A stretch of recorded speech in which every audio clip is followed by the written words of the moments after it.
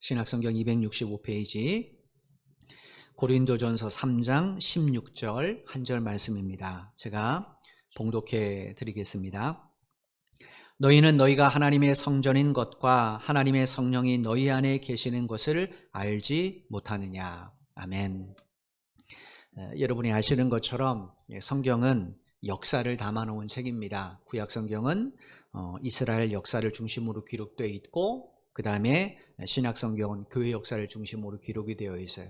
그래서 그냥 역사라는 이 측면에서 보면 성경책은 또 다른 역사책이다 이렇게 볼 수도 있을 겁니다. 그런데 우리 그리스도인들 가운데 성경을 단순히 역사책이라고 보는 사람은, 그렇게 생각하는 사람은 없습니다. 이유가 뭐냐면 성경은 단순히 역사적 사실만 기록한 책이 아니고 그 역사를 주관하시는 하나님의 섭리를 더 중요하게 기록한 책이기 때문에 그렇습니다. 성경이 일반 역사책과 왜 다른가? 그건 바로 여기에 있어요. 하나님의 섭리가 기록되어 있기 때문입니다. 따라서 우리가 성경을 읽을 때는 반드시 드러난 사건 위에 펼쳐진 하나님의 섭리를 볼 줄 알아야 됩니다. 그래야 성경을 바르게 이해할 수 있어요. 예를 들어서 우리가 출애굽기에 보면 모세가 왜 어느 날 갑자기 애굽 땅을 떠나서 미디안 광야로 갔는가? 그 이유를 어떻게 기술되어 있냐면, 모세가 어느 날 자기 동족인 히브리 노예들의 일상을 좀 살펴보기 위해서 내려갔다가 마침 우연히 애국 군사에게 폭행당하는 히브리 노예를 봤어요. 그래서 그 히브리 노예, 자기 동족인 히브리 노예를 구해주기 위해서 애국 군사를 폭행했는데 그만 그 애국 군사가 죽었고, 그 살해 사건이 발각이 되어서 미디안으로 도피된 것으로 기록이 되어 있습니다. 이건 그냥 드러난 팩트입니다. 역사적 사건이에요. 그런데 히브리서 11장에 보면 하나님께서 히브리 기자를 통해 당신의 섭리를 통하여 이 사건을 재해석해서 기록하게 하셨어요. 히브리서 11장 24절로 26절입니다. 히브리서 11장 24절로 26절 말씀입니다. 믿음으로 모세는 장성하여 바로의 공주의 아들이라 칭함받기를 거절하고 도리어 하나님의 백성과 함께 고난받기를 잠시 죄악의 낙을 누리는 것보다 더 좋아하고 그리스도를 위하여 받는 수모를 애굽의 모든 보화보다 더 큰 재물로 여겼으니 이는 상 주심을 바라봄이라. 여러분, 이 말씀에 따르면 모세가 40살에 갑자기 미디안 광야로 왜 가게 됐는가? 그건 우연한 살인사건에 연루됐기 때문이 아니라는 거예요. 이 말씀이 그대로 보면 모세가 자신이 더 이상 애굽의 왕제로 살지 않겠다고 결심했기 때문에 미디안 광야로 왔다라는 겁니다. 모세가 왜 이런 결심을 했는가? 결정적인 동기가 26절 마지막 부분에 있습니다. 뭐라고 되어 있냐면 모세가 하나님의 상 주심을 믿음으로 바라보았기 때문이라는 거예요. 그러니까 모세가 어쩔 수 없는 상황에서 살기 위해서 왕자의 자리를 버리고 미디안 광야에 간 것이 아니라 그는 하나님의 상을 바라보았기 때문에 그가 스스로 왕자의 자리를 박차고 미디안 광야로 나갔다라는 거예요. 그럼 여러분, 모세가 왜 이렇게까지 하나님의 상을 사모했는가? 그 크기 때문인가? 하나님의 크기가 상이 어마어마하기 때문에 그 크기 때문에 이런 결정을 내리는가? 그게 아니라 이 말씀 그대로 하면 상 주시는 하나님 때문이라는 거예요. 그 하나님이 어떤 분입니까? 온 우주의 심판자이십니다. 온 세상을 창조하신 하나님께서는 당신이 창조하신 이 피조세계라는 모든 일들을 다 알고 계세요. 어느 정도까지 알고 계시는가? 성경에 의하면 각 사람의 머리카락의 개수까지도 정확하게 알고 계신다라고 기록이 되어 있습니다.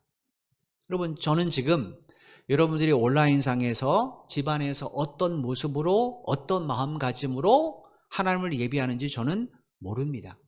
근데 하나님은 다 알고 계세요. 제가 가끔 이런 생각합니다. 내가 천국에 갔는데 하나님 앞에 섰는데 야, 지금까지 네가 드렸던 예배는 다 가짜야 라고 말한다면 이게 얼마나 무시무시한 하나님의 판결이겠습니까? 내가 이 예배를 어떻게 준비하고 아침부터 어떻게 준비하고 또 내가 어떤 가짐으로 지금 내가 이 화면 앞에 서 있는가, 이거는 저는 모릅니다. 그죠? 그렇다고 뭐 큰 교회처럼 여기다가 줌으로 해서 쫙 여러분 얼굴 다 볼 수도 없잖아요. 그럴 필요는 없습니다. 그런데 하나님은 다 알고 계십니다. 이유가 뭡니까? 하나님은 무소부재하시기 때문에 그래요. 하나님이 안 계신 곳이 없어요. 그 무소부재하신 하나님은 또 전지하신 하나님입니다. 전지가 뭐예요? 모르는 게 없다라는 거죠. 그러니까 하나님은 이 세상의 한 개인의 역사든 한 가정의 역사든 한 국가의 역사든 그분 모든 역사의 과거, 현재, 미래 다 알고 계십니다. 우리가 새벽 예배 때마다 예레미야를 읽습니다. 거기에 보면 이 전지하신 하나님을 정확하게 알 수 있어요. 이스라엘은 자기들의 미래를 모릅니다. 근데 하나님은 다 알고 말씀하세요. 너희들 이렇게 될 거야, 이렇게 될 거야, 이렇게 될 거야. 이렇게 되지 아니라면 그러면 내게 돌아와. 이게 예레미야에 계속해서 말씀하십니다. 그런데 어리석은 사람들은 전제하지 않잖아요. 자기 미래를 모릅니다. 죽을 줄도 모르고 계속 그게 옳은 길인 줄 가요. 결국 그러다 남유다가 멸망해 버립니다. 하나님은 우리의 과거와 현재만 알고 계시지 않아요. 우리의 미래까지 아십니다. 그래서 전제하시는 겁니다. 따라서 인간은 절대로 하나님 앞에 그 무엇도 숨길 수 없고 감출 수 없습니다. 이 사실을 하나님께서 히브리서 4장 13절에서 우리에게 이렇게 들려주셨어요. 히브리서 4장 13절 말씀입니다. 표준세 번역성을 읽어드릴게요. 하나님 앞에는 아무 피조물도 숨겨진 것이 없고 그 모든 것이 그의 앞에 벌거숭이로 드러나 있습니다. 우리는 그의 앞에 모든 것을 드러내 놓아야 합니다. 하나님 앞에 인간은요, 아무것도 숨길 수 없습니다. 아무것도 속일 수 없어요. 따라서 하나님은 유일한 공의 심판자입니다. 만약에 하나님께서 하나님을 속일 수 있다면 그 하나님 앞에 거짓말로 했던 그 말이 의롭다고 인정받는다면 어떻게 되겠습니까? 하나님은 속일 수 없어요. 그래서 하나님의 심판은 가장 공의롭고 가장 명확하고 가장 온전한 심판이 될 수 있는 겁니다. 그 하나님이 뭘 심판하십니까? 당신을 향한 우리의 믿음을 심판하세요. 그러므로 하나님께 상을 받는다. 이건 뭘 의미하겠어요?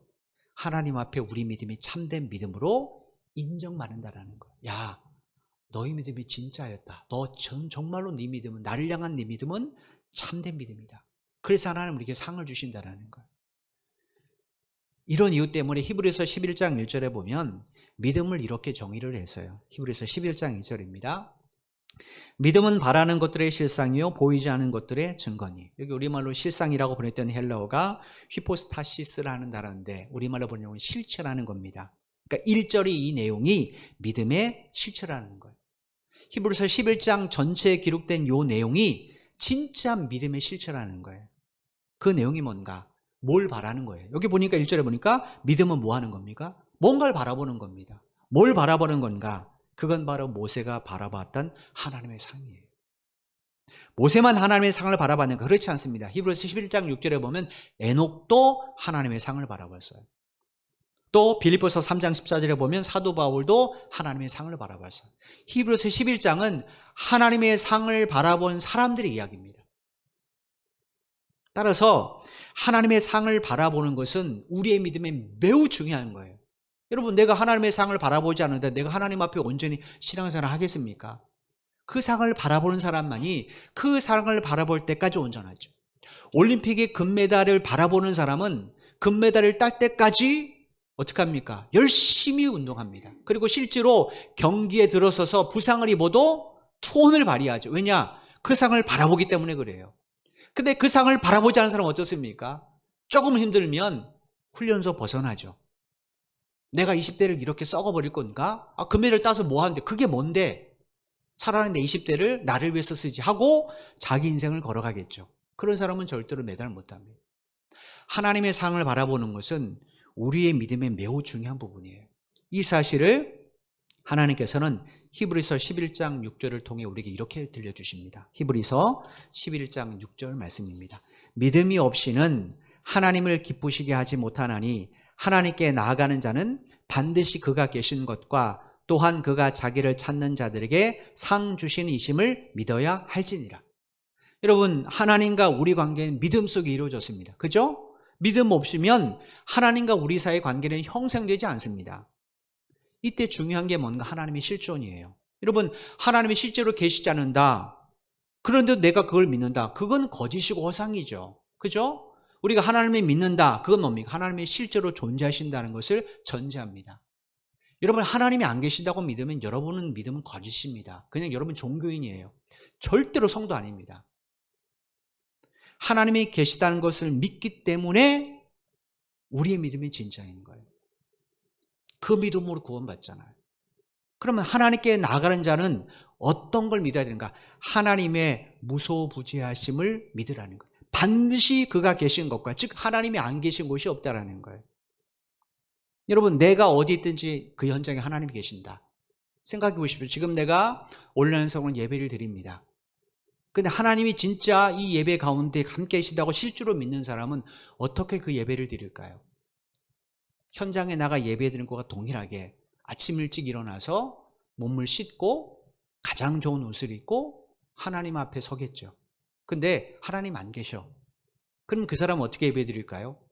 아침에 일어나서 그냥 눈 비비면서 아이고 늦었네 하고 인터넷 핸드폰 켜고 그냥 눈곱 닦으면서 예배 드리겠죠. 정말로 그 사람이 하나님이 계시다는 걸 믿을까요? 하나님이 계시다고 믿는다면 우리가 어떻게 내 주머니를 불리기 위해서 거짓말을 하겠습니까? 하나님이 계시다고 내가 정말로 믿는다면 내 지갑을 두껍게 하기 위해서 어떻게 내가 신앙의 양심을 버릴 수가 있겠습니까? 하나님이 내 삶 속에 늘 함께 하신다면 내가 어떻게 주인인 양 내 입맛에 맞는 신앙생활을 하겠습니까? 그렇지 않겠죠. 여러분, 우리가 왜 삶 속에서 아무 생각 없이 불의와 타협하고 불법을 행하는가? 그거는 하나님이 예배당 안에만 계시다고 착각하기 때문에 그렇습니다. 그러니까 예배당 안에서는 여러분 잠옷 입고 예배당 오지 않잖아요. 그죠?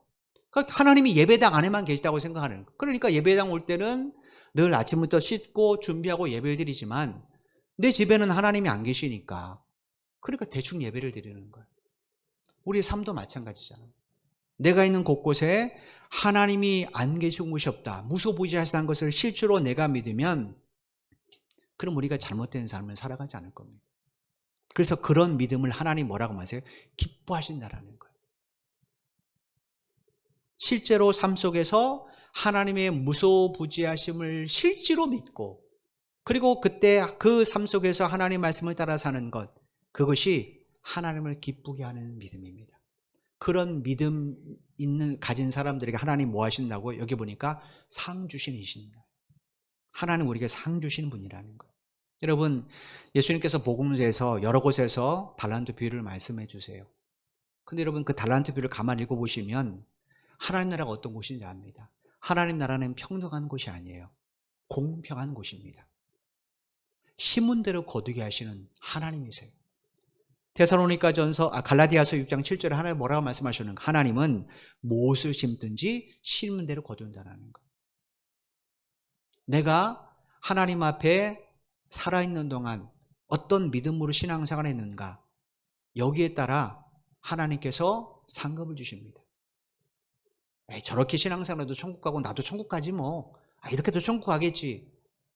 그런데 하나님 앞에 서게 되면 모두 다 똑같은 상을 받는 것 아니에요. 똑같은 칭찬을 받는 것 아닙니다. 하나님 나라는 공평해요. 이 사실을 믿는 사람이 이 세상에서 헛된 자기 욕망 따라 살겠습니까? 절대로 그렇지 않죠. 왜냐? 내가 내 욕망을 심으면 결국 뭘 얻게 됩니까? 하나님의 징계를 거두게 될 겁니다.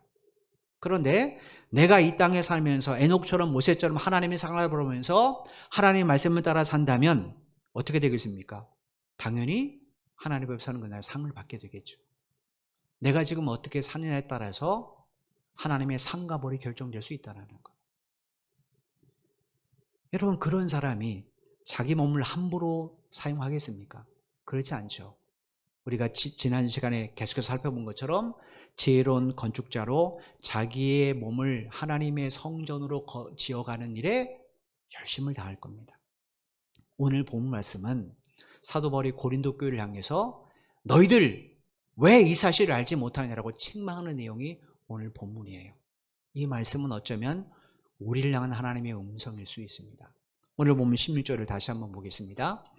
너희는 너희가 하나님의 성전인 것과 하나님의 성령이 너희 안에 계시는 것을 알지 못하느냐. 우리말 성경에는 알지 못하느냐가 맨 뒤에 있습니다. 근데 헬라어 성경에 오면 알지 못하느냐라고 번역된 이 헬라어 단어가 맨 앞에 있습니다. 여러분 생각해 보세요. 바울이 무슨 얘기를 할 때 너희들을 알지 못하느냐라는 이 말로 지금 16절을 시작을 해요. 왜 이렇게 말할까요? 뒤에 것, 자기가 지금부터 말하는 것이 얼마나 중요한지를 가르쳐 주게 합니다. 그게 뭐예요? 우리가 하나님의 성전이라는 것. 여러분 이걸 모르고는 그리스도인답게 살아갈 수가 없습니다. 내가 하나님의 성전이네? 이걸 모르는데 어떻게 내가 하나님의 자녀답게 살겠습니까? 내 몸이 성전이라는 걸 바로 알 때 내 몸을 어떻게 사용하느냐가 결정되는데 그렇지 않겠습니까? 그러니까 이건 되게 중요한 부분이에요. 신약성경에서 성경을 가리키는 헬라어가 두 가지가 있습니다. 하나는 히에론이라는 단어예요. 이 히에론이라는 이 헬라어는 예루살렘 성전 건물을 포함해서 성전에 보면 성소와 지성소 들어가기 전에 성전 뜰이 있습니다. 또 성벽이 있어요. 그렇게 성전 건물을 포함한 뜰, 성벽 다 포함한 성전 지역 전체를 가리켜서 히에론이라고 말합니다. 우리 교회로 말하면 우리 교회 예배당은 2층과 3층입니다. 그죠? 그런데 우리 교회 건물 전체 이렇게 생각하시면 됩니다. 근데 또 하나 단어가 있는데 나우스라는 단어. 이 단어는요. 성전 본체 건물 중에서 오직 지성소만 가리키는 단어예요. 16절에서 우리말로 성전이라고 부르던 이 헬라어가 바로 나우스라는 단어입니다. 그러니까 바울이 우리 몸이 뭐라는 거예요? 하나님의 성전 안에는 성소도 아니고 지성소라는 거예요. 지성소가 어떤 곳입니까? 거룩한 하나님의 임재 장소예요. 이런 지성소에 죄 있는 인간은 절대로 못 들어갑니다. 만약에 임의대로 들어갔다. 그러면 그 사람은 하나님의 진노로 그 자리에서 심판받아 죽습니다. 이런 이유 때문에 하나님께서 오직 당신이 거룩하게 구별한 대제사장, 모든 백성 가운데 거룩하게 구별한 대제사장, 그 사람에게만 지성소 출입을 허락하셨는데 그것도 1년에 딱 한 번 대속죄일 날만 지성소에 들어가게 하셨어요.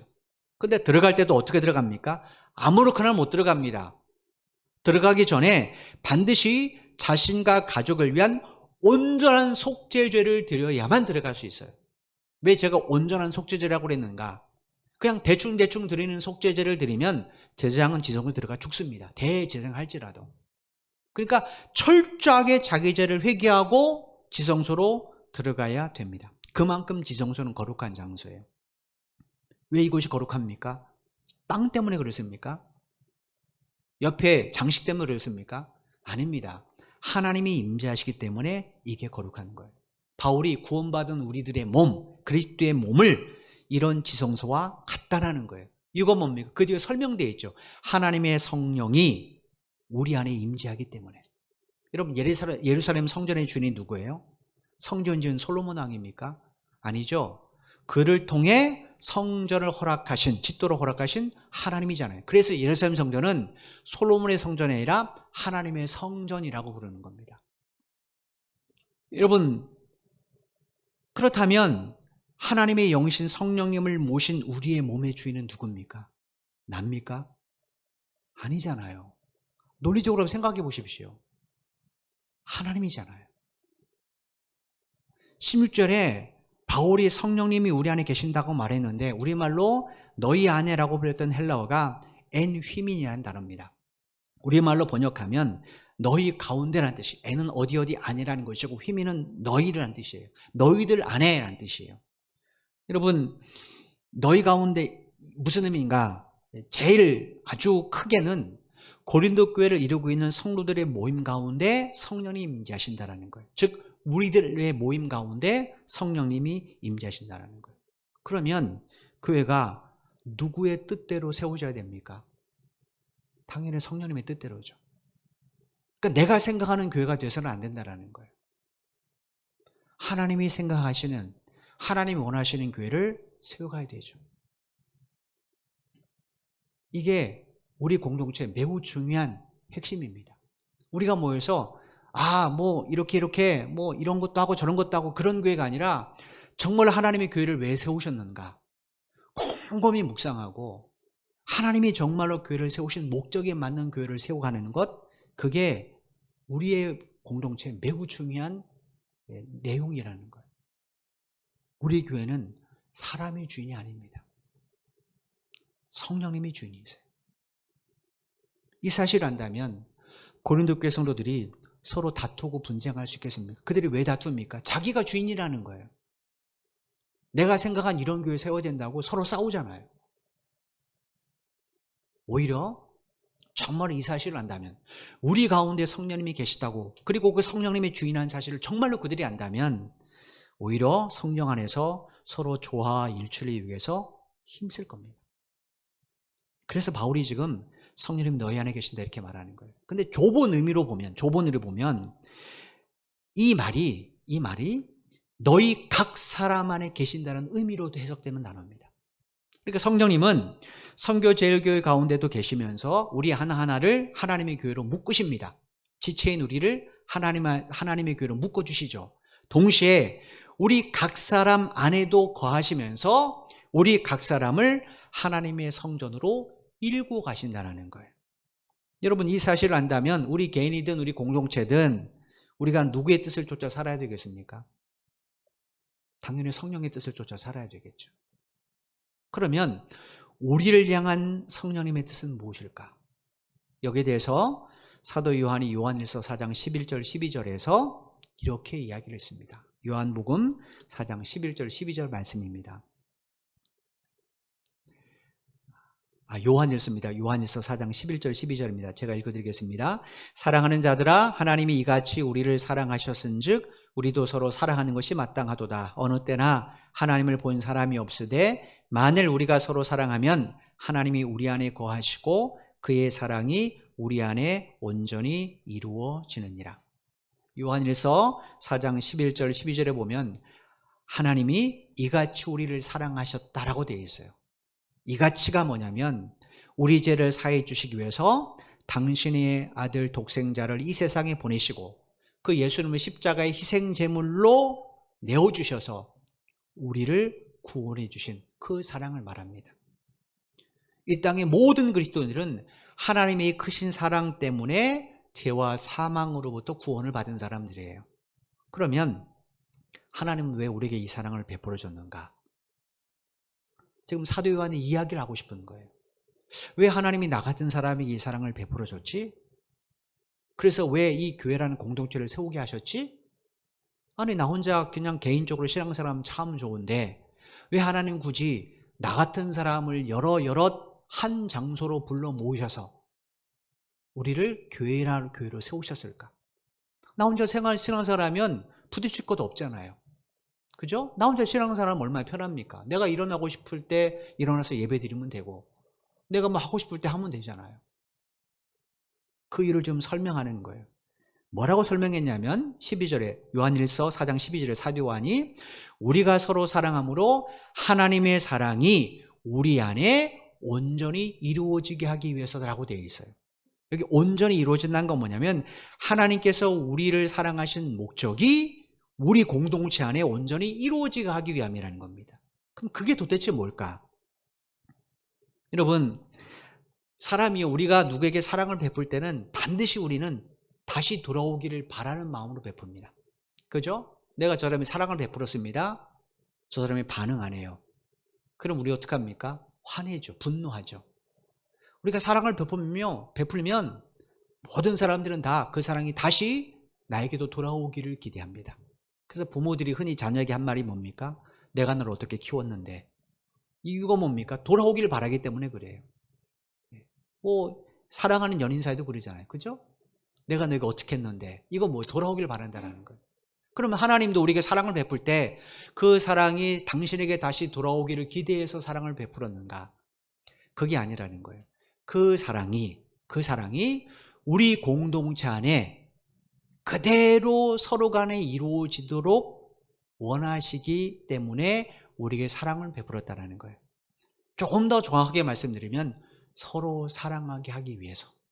이게 하나님 우리에게 사랑을 베푼 목적이에요. 그래서 예수님께서 우리에게 첫 번째 주신 계명이 뭡니까? 서로 사랑하라는 거예요. 예수님이 왜 서로 사랑하는 계명을 줬는가? 그거는 당신을 이 땅에 보내시고 십자가에 내오신 하나님의 사랑의 목적 때문에 그래요. 그 목적이 뭡니까? 당신의 사랑이 우리 안에 온전히 이루어지게 하기 위해서. 여러분, 이런 사랑이 과연 우리의 의지만으로 실천할 수 있는가? 그건 어렵습니다. 인간은 이기적이기 때문에 어려워요. 그래서 하나님 우리에게 보내주신 분이 성령님이에요. 성령님은 하나님의 이타적인 사랑의 핵심이잖아요. 그래서 성령님이 우리에게 보내셨어요. 그러므로 그 성령을 의지하는 사람은 다른 성도를 시기하거나 질투하고 다투겠습니까? 그렇지 않겠죠. 나와 생각이 다르다고 해서 다투겠습니까? 그렇지 않겠죠. 그죠? 오히려 그 반대일 겁니다. 잠언 10장 10절에 보면 이렇게 기록되어 있어요. 잠언 10장 12절 말씀입니다.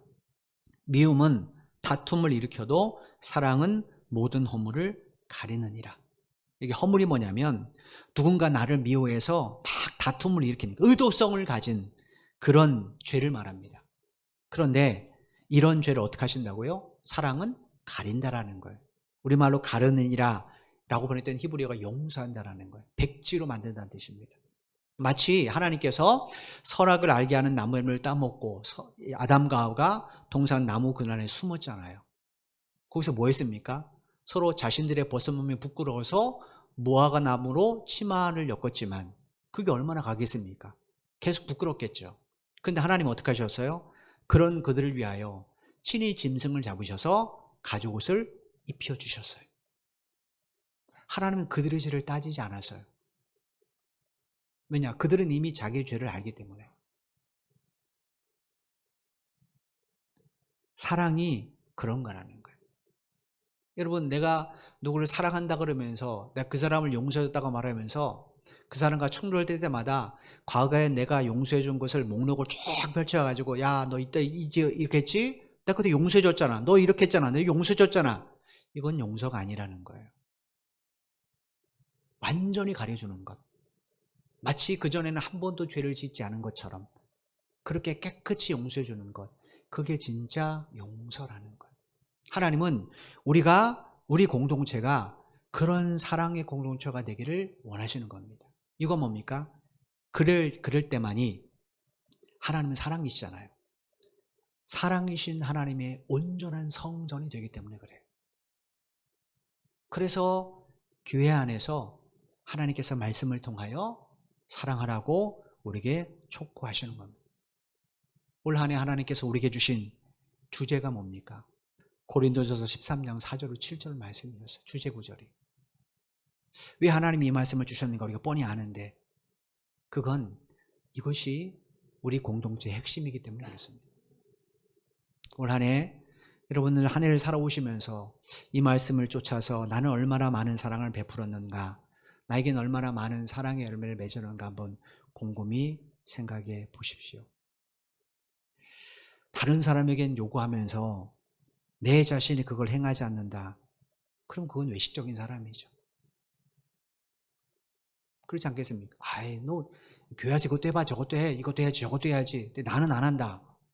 그럼 그건 온전한 사랑이 아니죠. 오늘을 포함해서 올해도 이제 19일밖에 남지 않았습니다. 저는 이 19일도 결코 늦었다고 생각하지 않아요. 하나님께서는 지금도 우리가 고린도전서 13장 4절 7절 말씀을 묵상하면서 서로 사랑에 힘쓰기를 원하신다고 저는 믿습니다. 그것이 우리 몸을 거룩한 지성소로 갖고 가는 일들이기 때문에 그렇습니다. 그럼 우리 몸이 성령님이 임재하신 지성소라는 증거, 그건 우리 말에 있지 않습니다. 우리 삶에 있어요. 내가 아무리 말만 뻔지르르게 해도 내 삶이 그렇지 않으면 누가 우리 삶을 인정해 줍니까? 우리가 지성소다. 이건 하나님이 말씀하셨으니까 난 지성소다. 이게 아닙니다. 내 삶을 통해서만 내가 지성소라는 증거를 얻게 돼요. 그래서 요한복음 13장 45절에 보면 예수님께서 우리에게 이런 말씀을 들려주셨습니다. 요한복음 13장 45절입니다. 너희가 서로 사랑하면 이로써 모든 사람이 너희가 내 제자인 줄 알리라. 주님께서 우리가 서로 사랑하면 모든 사람이 우리를 누구라고 한다고요? 주님의 제자인 줄 알게 된다는 것. 여기서 우리말로 알리라 라고 번역된 헬라어가 알아차리게 된다는 것. 내가 말하지 않아도 알아차린다는 것. 저 사람, 예수 믿는 사람 알아차린다는 것. 그러므로 우리가 주님의 증거인 제자는 우리 말에 있지 않습니다. 사랑을 실천하는 우리의 삶에 있어요. 왜 코로나19 때 교회들이 이렇게 현장 예배를 포기하고 온라인으로 드리는가? 교회는 세상을 살리는 종교지 세상을 죽이거나 세상에 상처 입힌 종교가 아닙니다. 예수님이 이 땅에 오셔서 우리를 살리기 오셨지 우리에게 상처를 주거나 죽이러 오지 않았어요. 요한복음 3장 10절에 뭐라고 말씀하셨습니까? 내가 독생자를 보낸 목적 너희를 세상을 심판하기 위함이 아니다. 세상을 살리기 위함이라고 그랬잖아요. 교회의 존재 목적은 세상을 살리고 세상을 보다듬어주고 그들의 상처를 치유하기 위함입니다. 그런데 우리 몸이 거꾸로 세상을 감염시키고 세상을 파괴하는 데다면 그 뭔가 고민해야 되겠죠. 그래서 교회가 우리에게 매우 힘든 결정이지만 그래도 비대면으로 결정하고 이렇게 온라인 예배를 드리는 겁니다. 정부의 법규도 물론 중요하겠지만 우리가 더 중요한 것은 교회의 존재 목적이에요. 그래서 그리스도인들은 더 방역을 좀 잘하실 필요가 있습니다. 여러분 이거는 우리가 매우 중요한 부분이에요. 주님께서 우리에게 말씀하셨어요. 야 너희들이 서로 사랑할 때 나가서 야 사랑해 말 전하는 거 그것 갖고 사람들이 네가 나의 제자라고 눈치채지 않아. 너희들이 사랑하는 모습을 보면서 아 정말로 저 사람들 하나님의 제자구나 라고 알아차린다는 거예요. 여러분 저 사람 변해서 어떻게 합니까? 그 사람이 말로요? 아니죠. 저도 출소했다가 지금 난리 났잖아요. 그죠?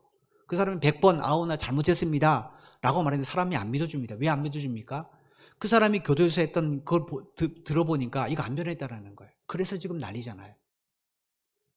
삶이 변했다면 앞으로 이 사람이 정말로 자기 죄를 깨달고 정말로 바르게 살아간다면 사람들이 그 사람이 지은 죄를 실수라고 생각할 겁니다. 그런데 그럴 여지가 없으니까 이렇게 막 사람들이 국민들이 분노하는 거잖아요. 우리도 마찬가지입니다. 우리가 예수님이 세상을 사랑하셔서 우리에게 서로 사랑하래 라고 말만 번지를 하면서 나에게 조금 싫은 말 하는 것, 나에게 조금 나쁜 행동하는 것, 내 생각과 다른 것 다투고 싸우고 그런다면 누가 나를 보면서 그 사람이 하나님의 제자다라고 알아차리겠습니까? 못 알아차립니다. 내가 사랑을 실천할 때만이 내가 예수님의 제자인 것을 사람들이 알아차린다라는 것. 주님의 이 말씀을 여러분 기억하시고 이제 남은 19일을 사랑의 열매는 맺는 시간들로 한번 삼아 보시길 바랍니다. 그게 여러분의 몸을 지성소로 갖고 가는 겁니다. 송구 영신 예배 때, 신년 감사 예배 때 그때 나눴던 이 말씀을 한번 생각해 보십시오. 8가지 부정적인 것을 멀리하고 7가지 긍정적인 것을 가까이 하자라고 말씀드렸어요. 그죠? 8가지 부정적인 것이 뭡니까?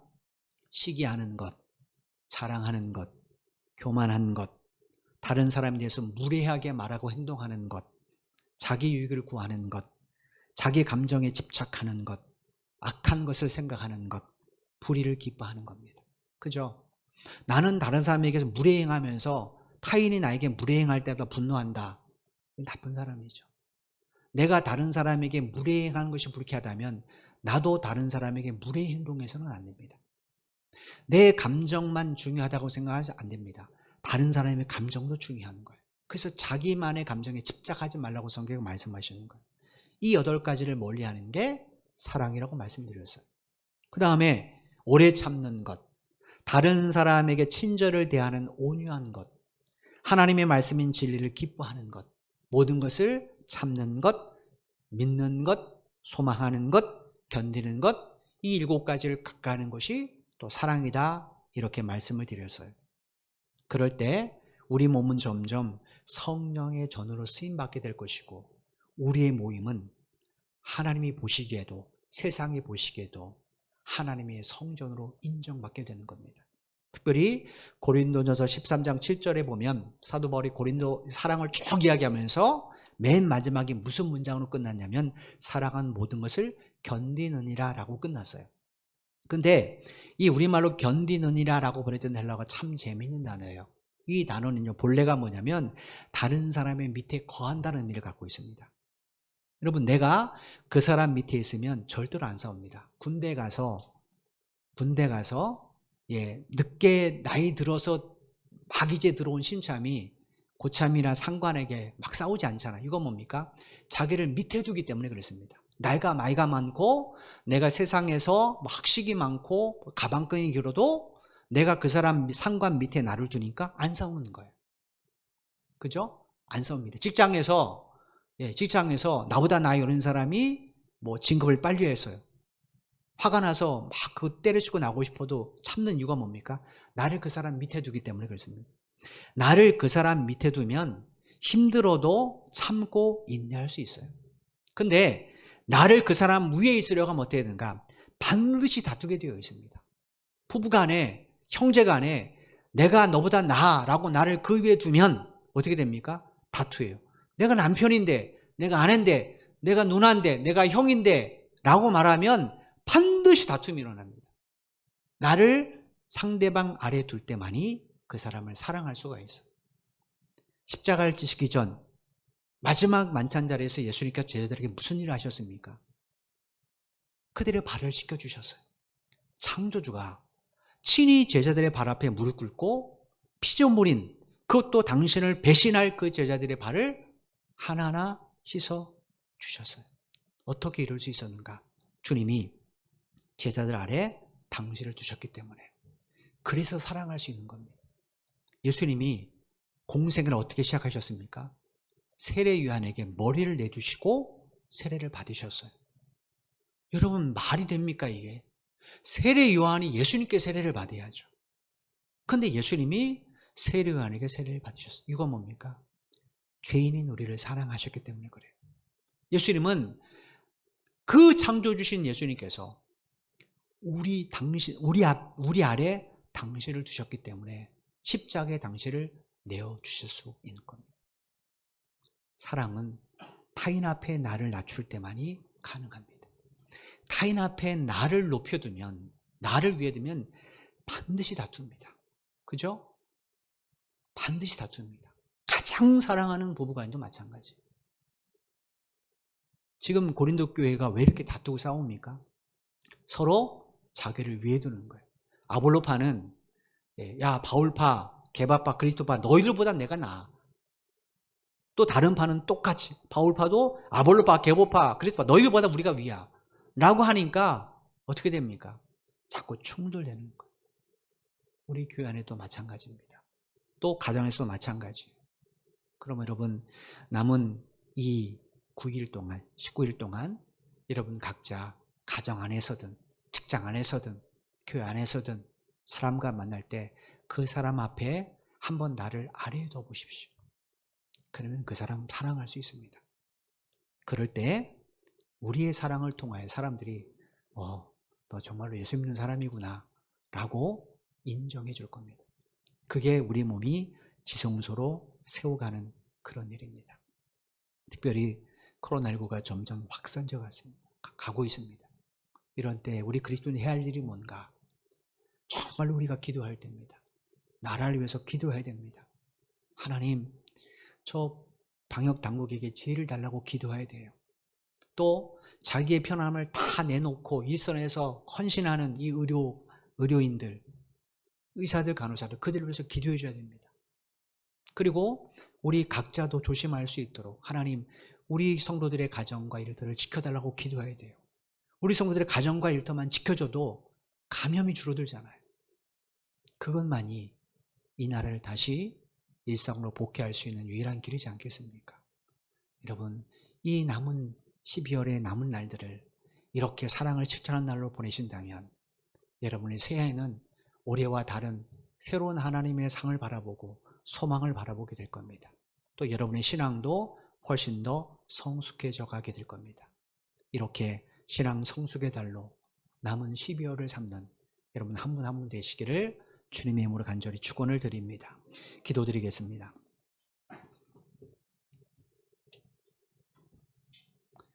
하나님, 감사합니다. 코로나19로 어려운 지경이라 하나님 정말로 우리 일상에 사랑들이 식어져 가고 있습니다.